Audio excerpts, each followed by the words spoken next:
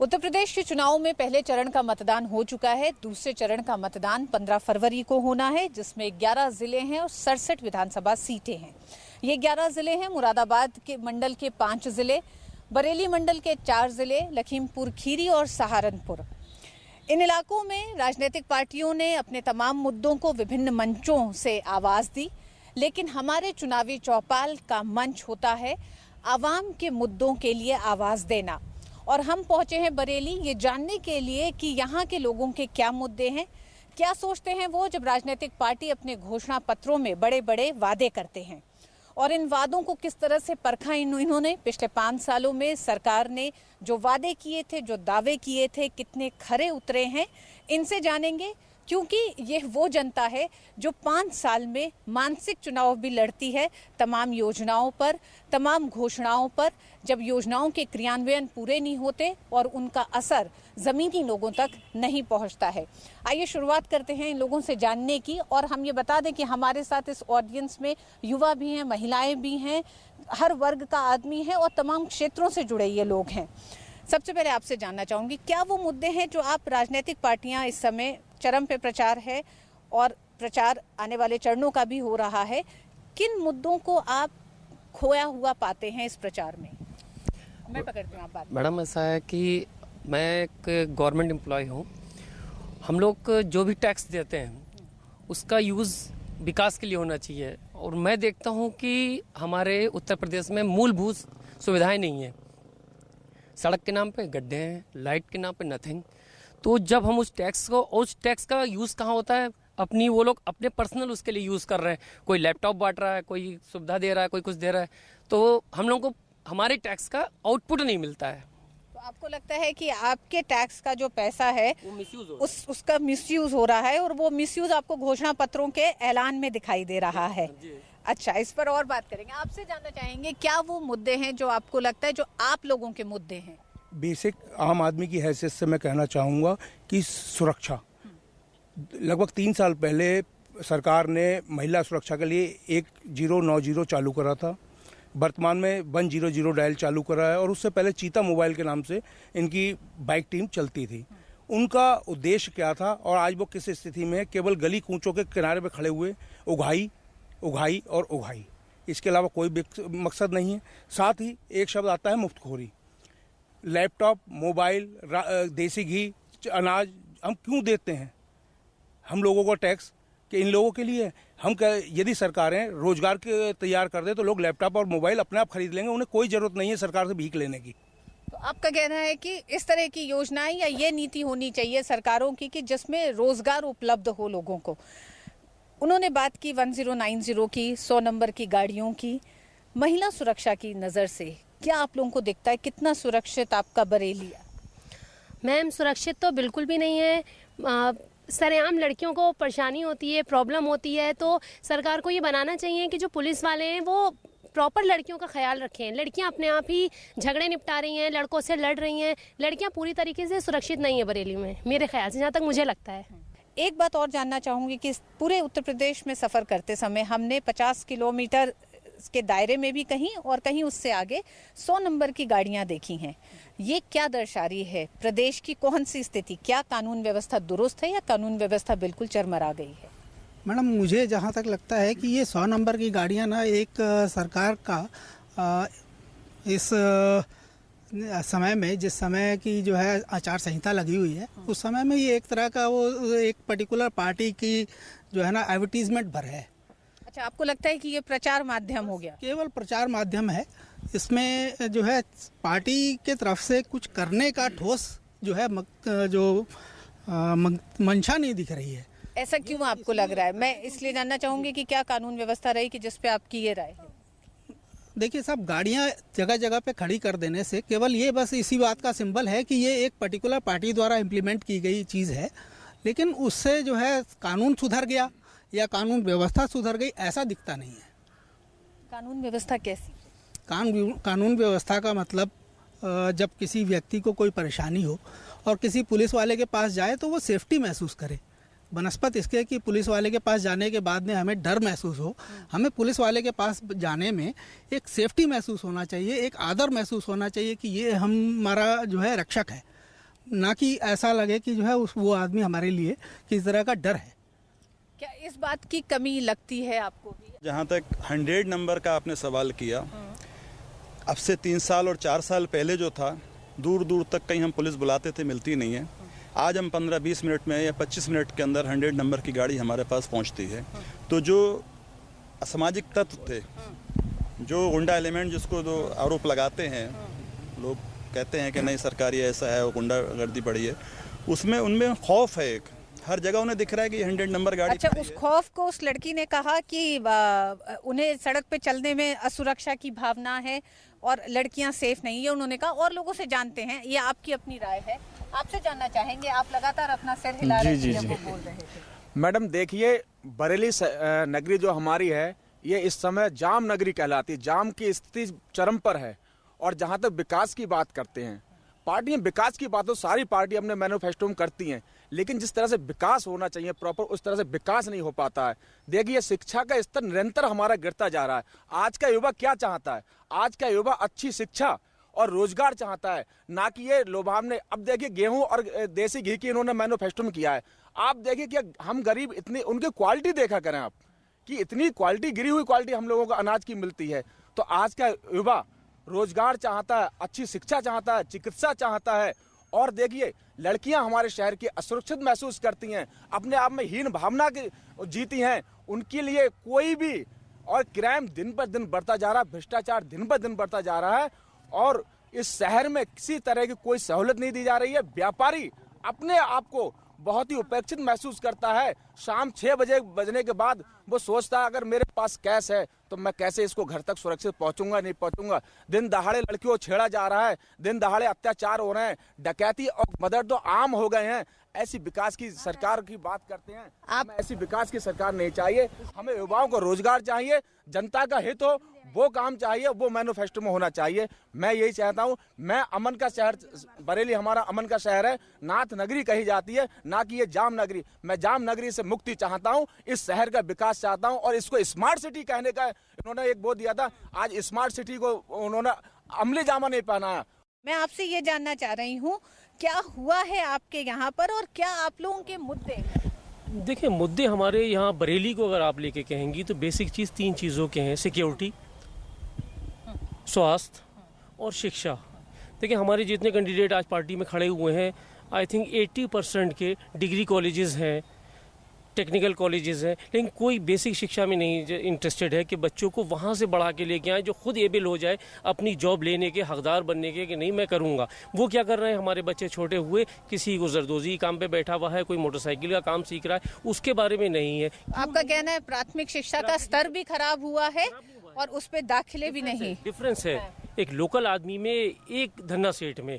उसके पास तो 1000 कॉलेज हैं जिसकी कम से कम 5000 पर मंथ फीस है, जो कि एक आम आदमी नहीं। अब अपने शहर और राज्य की प्राथमिक शिक्षा के स्तर से खुश हैं? नो, नहीं खुश है, बिल्कुल नहीं है, क्योंकि बहुत बढ़ गई है। एक हायर सोसाइटी है, वो अच्छी एजुकेशन ले पा रही है, लेकिन जो बच्चा चाह रहा है, जिसके पेरेंट्स चाह रहे हैं कि हम एजुकेशन दिला सके अपने बच्चों को, वो अपनी जेब को देख के नहीं दिला पा रहा है। उसकी फीस इतनी है, वो अफोर्ड नहीं कर सकता। वो अपनी 2 वक्त की रोटी खाए या फीस जमा करे, उसके लिए सब लोग परेशान हैं। सब वादे करते हैं, सारे मैनिफेस्टो में हम ये करेंगे, लेकिन कोई पार्टी आज तक नहीं करती है। लेकिन और कितने साल लगेंगे हमारी सरकारों को? 70 साल के करीब आज़ादी को होने जा रहा है। हमारे मसले, जनता के मसले अगर आप माने, जो वो जिन चीज़ों से त्रस्त है, तो उसकी वही बुनियादी चीज़ें हैं, वो सड़क, पानी, शिक्षा, स्वास्थ्य। आज भी राजनीतिक पार्टियां कुछ उससे आगे बढ़ गई हैं, विकास के नाम पे और बड़ी बड़ी बातें करती हैं। कुछ घोषणा पत्रों में इस बार के चुनाव में घी से लेकर लैपटॉप से लेकर और कई तरह की योजनाएं की गई हैं। क्या ये राजनीतिक पार्टियां एक बार मुड़कर पीछे देखती हैं कि जो सार्वजनिक वितरण प्रणाली की पूरी व्यवस्था है वो किस हालत में है? क्या इसका भी आकलन किया जाता है? जानेंगे तमाम लोगों से। जहां तो हम बात कर रहे हैं घोषणाओं की और इन लोगों के मुद्दों की, वहीं दूसरी तरफ बात करेंगे राजनीतिक पार्टियां किस तरह से चुनाव नजदीक आते हैं तो अपने समीकरणों को ध्यान में रख के गठबंधन की राजनीति करती है। क्या वो करते समय उनके जहन में जनता होती है जिन्होंने उन्हें समर्थन दिया था कभी? एक छोटे से ब्रेक के बाद हाजिर होते हैं चुनावी चौपाल में एक बार फिर।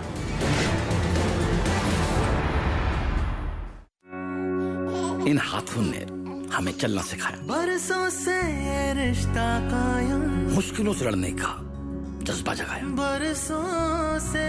जिम्मेदारी निभाने का पाठ पढ़ाया और अटूट विश्वास का एहसास दिलाया। इन्हीं हाथों ने वक्त के संग रिश्तों को संजोया, बरसों का तजुर्बा अपने पन्ने पिरोया, देश की उन्नति में हाथ बटाया और खुशियों से घर घर को सजाया।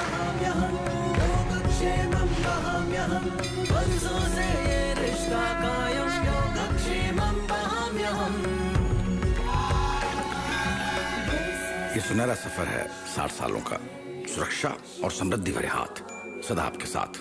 LIC।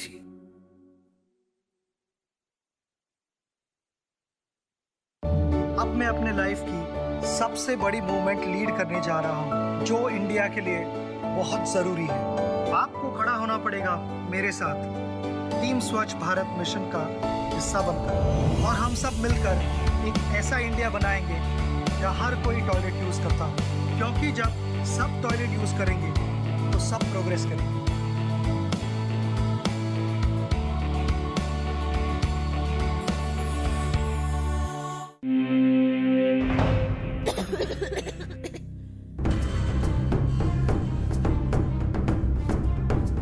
मुझे बचा लो पापा, मुझे बचा लो पापा। जब आप अपने बच्चे को ऐसे नहीं देख सकते तो दूसरे बच्चों से कैसे काम करवा सकते हैं? 14 साल से कम उम्र के बच्चों से काम करवाना एक दंडनीय अपराध है, जिसके लिए आपको जुर्माना या जेल भी हो सकती है। बाल श्रम को कहें ना। स्वच्छ पानी तो आपने पी लिया, लेकिन यहाँ स्वच्छता रखना किसकी जिम्मेदारी है? चिप्स तो इन्होंने खाया, पर यह खाली पैकेट किसकी जिम्मेदारी है? सही सामान तो मिल गया और खाली पैकेट, यह किसकी जिम्मेदारी है? समझदार ग्राहक न सिर्फ सही सामान खरीदता है, बल्कि अपने कचरे का सही निपटान भी करता है। आप भी समझदार ग्राहक बनिए और स्वच्छ भारत का सपना सच कीजिए। जागो ग्राहक जागो। मैं ये नहीं पूछूंगा कि आप शौच के लिए कहां गए। मैं ये भी नहीं पूछूंगा कि अगर आप खुले में शौच के लिए गए तो क्या आपने अपने बच्चे की जान को खतरे में डाला? क्या आपके गांव की बच्चियों को खुले में शौच करते हुए किसी ने बुरी नजर से देखा? आप खुद समझदार हैं, सक्षम हैं। आप ये तो जानते ही होंगे कि हमारे देश में 70,000 से ज्यादा गांवों के लोगों ने खुले में शौच की प्रथा को खत्म कर दिया है। गांव के बच्चे, महिला, पुरुष सब इस लक्ष्य में जुटे। निगरानी समितियां बनी जिन्होंने खुले में शौच कर रहे लोगों को समझाया, शौचालय बनाया, उनका इस्तेमाल करना सिखाया। क्या आपका गांव भी बनेगा खुले में शौच से मुक्त? आइए स्वच्छ भारत अभियान से जुड़िए। अब नहीं तो कब?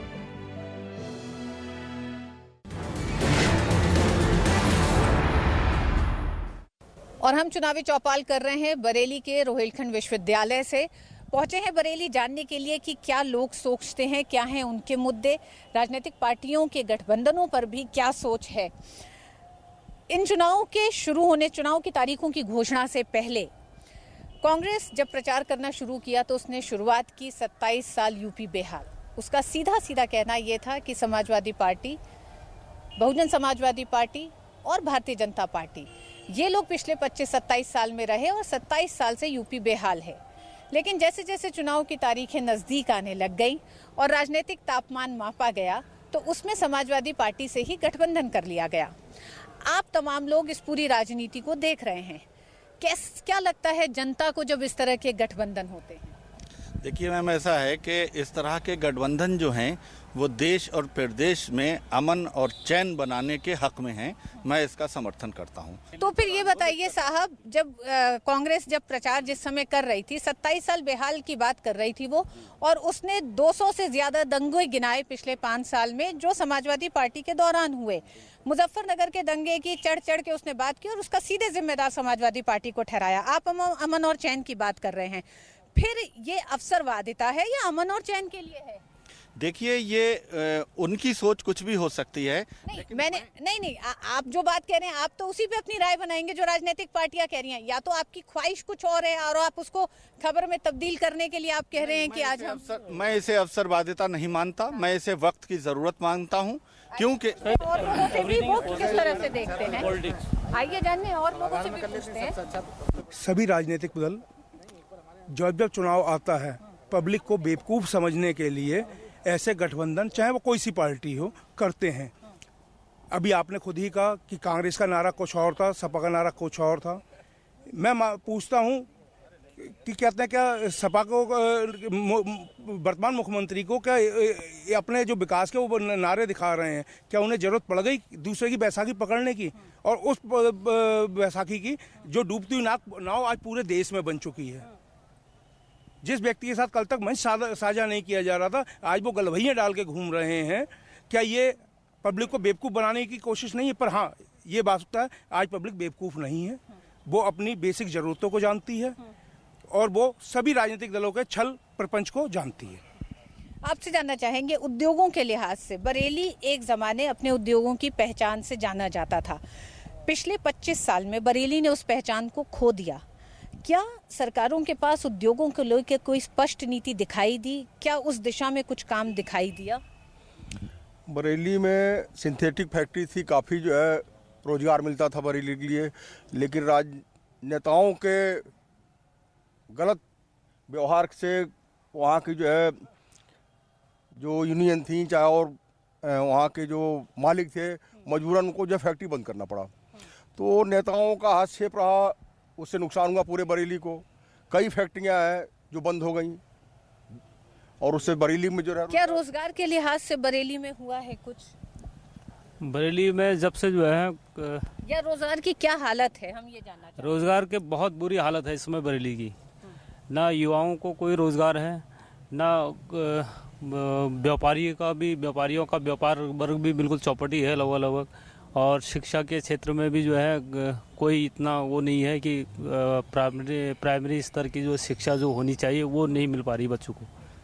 रोजगार की हालत तो बरेली में ठीक नहीं है, क्योंकि यहाँ कोई भी जितनी भी उद्योग हैं वो सब बंद होते जा रहे हैं। राजनेताओं के आपसी लड़ाई और झगड़े की वजह से होते हैं।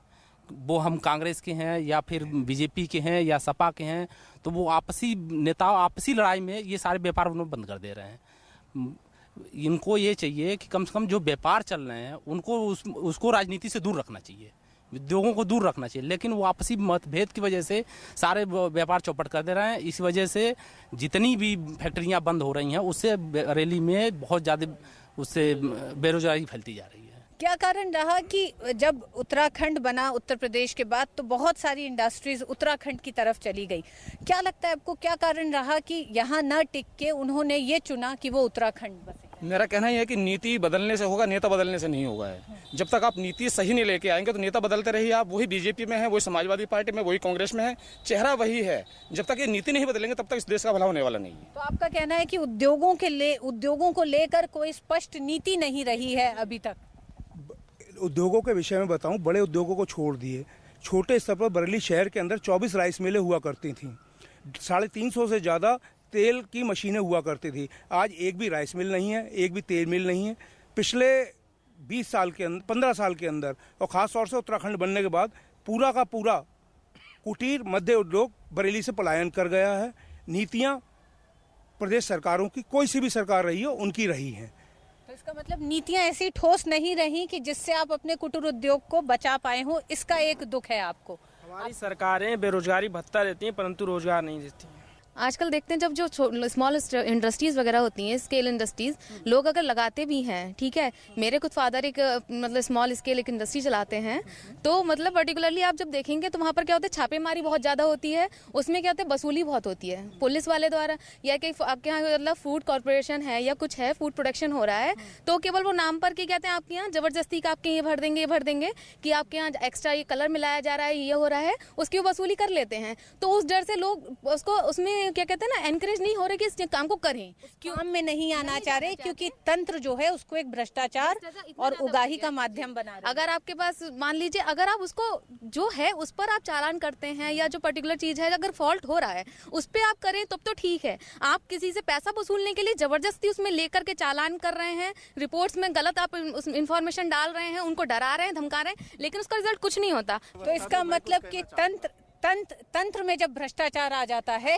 तब व्यवस्था नहीं चल सकती है। हाँ। आप कहते हैं कि बेसिक एजुकेशन नहीं है, बच्चे पढ़ें कैसे? आप टीचर्स की कंडीशन देखी है?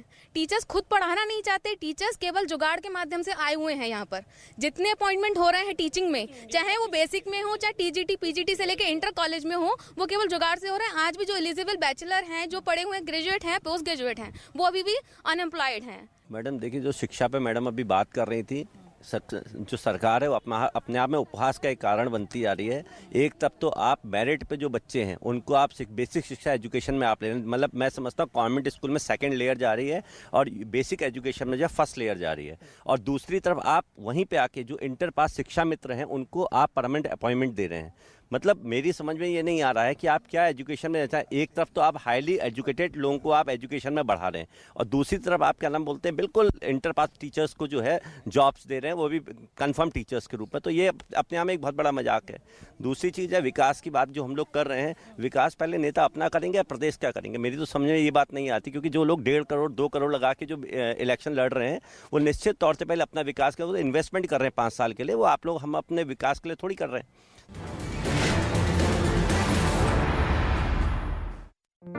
लाइफ है प्यारी सी, जी लो हंसी खुशी हो, प्लानिंग करो अब लाइफ की। LIC के न्यू एंडोमेंट प्लान में पाइए बचत के साथ सुरक्षा भी। सेविंग्स करो, इंश्योरेंस पाओ, घर अपने खुशियाँ ले आओ। अगर मैं कहूँ सूर्य रोशनी के साथ देते हैं हवा भी, मानना पड़ेगा। सूर्य फैंस, हवा का नया नाम। सूर्य फैंस, मेरी पसंद और आपकी। सूर्य। सफलता के लिए चाहिए एक संकल्प। GST, कई करों की जगह एक कर। सफलता के लिए चाहिए सुगमता। GST, वस्तुओं का बाधा रहित प्रवाह करेगा व्यापार आसान। सफलता के लिए चाहिए दमदार स्ट्रोक। GST, एक राष्ट्र एक कर एक बाजार। GST, आजादी के बाद सबसे बड़ा कर सुधार, अर्थव्यवस्था के बेहतर परफॉर्मेंस के लिए। छुट्टे नहीं है, टॉफी देता हूँ। ये ले बेटा। ए बच्चा, ये टॉफी इसको वापस दे दे। 1 रुपया छुट्टा दीजिए। इसे रखिए, ये 1 रुपया बड़े काम की चीज है। प्रधानमंत्री सुरक्षा बीमा योजना है। इसमें हर महीने अगर आप केवल 1 रुपए के हिसाब से यानी सालाना 12 रुपए भरते रहें, तो भगवान न करे कभी आपके साथ दुर्घटना हो जाए, आप विकलांग हो जाए, कोई अनहोनी हो जाए, तो आपको और आपके परिवार को इस बीमा योजना के तहत 2 लाख रुपए धनराशि मिल सकती है। तो आज ही इस योजना से जुड़ें। अब मैं अपने लाइफ की सबसे बड़ी मूवमेंट लीड करने जा रहा हूँ, जो इंडिया के लिए बहुत जरूरी है। आपको खड़ा होना पड़ेगा मेरे साथ, टीम स्वच्छ भारत मिशन का हिस्सा बनकर, और हम सब मिलकर एक ऐसा इंडिया बनाएंगे जहाँ हर कोई टॉयलेट यूज करता हो, क्योंकि जब सब टॉयलेट यूज करेंगे तो सब प्रोग्रेस करेंगे।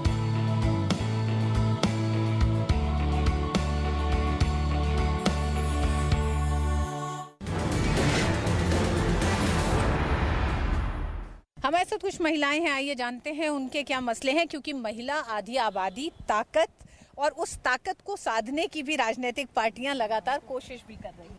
देखिए, मोदी जी ने जो मुद्दे महिलाओं के लिए भी उठाए हैं, कुछ उन्होंने भ्रष्टाचार को काफ़ी दूर करने की कोशिश करी। कांग्रेस के समय तो ऐसा हुआ नहीं कि उन्होंने जो भ्रष्टाचार को दूर किया, उनका तो भ्रष्टाचार काफ़ी बढ़ता गया। मोदी ने काफ़ी हद तक भ्रष्टाचार को ख़त्म करा, नोटबंदी करके उन्होंने भ्रष्टाचार को ख़त्म करने की कोशिश करी। लेकिन उनके खिलाफ जो लोगों ने गलत फहमी करी है कि मोदी जी ने काम कुछ नहीं करा, बस खाली विकास का सोचा, ऐसा नहीं है। देखिए, राजनीतिक पार्टियों का काम है एक दूसरे पे आरोप लगाना और उस आरोप का जवाब देना है दूसरी राजनीतिक पार्टी का। मेरे हिसाब से जो आपने ये पूछा महिलाओं के लिए क्या नहीं किया, क्या किसी पार्टी ने कहा, सबसे पहली बात तो ये है कि अपने प्रदेश में महिलाओं पे जो अत्याचार लगातार पिछले 5 वर्ष में होते रहे, उसके लिए कोई राजनीतिक पार्टी खुलकर इस तरीके से कहना, जैसे कि हमने देख लिया बुलंदशहर वाला प्रकरण, उसके ऊपर भी किसी ने कोई बहुत स्पष्ट अपनी बात मानसिकता नहीं रखी। लेकिन हाँ, हम लोगों को खास तौर से हमारी महिलाओं को और नारी सशक्तिकरण को इतना सोचना चाहिए कि कम से कम हम एक ऐसे दल के साथ जाएं जिसकी और प्रदेशों में सरकार होने के बावजूद वहां पर महिलाओं की स्थिति क्या है उनके साथ, क्योंकि बहुत से प्रदेश ऐसे हैं जहां पे कुछ विशेष राजनीतिक दलों की सरकारें पिछले 10-10 सालों से हैं, 15 सालों से हैं।